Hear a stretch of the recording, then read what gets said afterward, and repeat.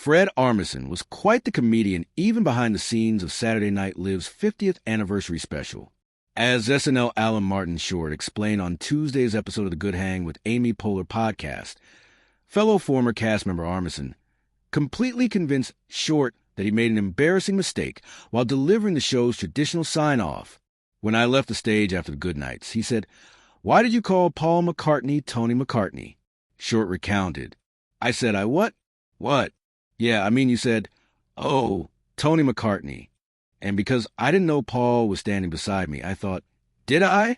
In fact, Short had called McCartney, one of the many stars who appeared to toast the show's 50th birthday, by the correct name.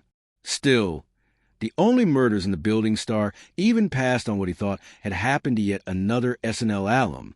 Then I told Bill Hader this, and Bill told Fred, and Fred sent me a text a couple days ago. Short said, "Sorry, I thought you knew that was a joke.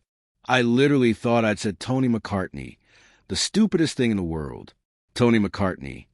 He joked, "I wish I'd said it, of course," not knowing Paul's name.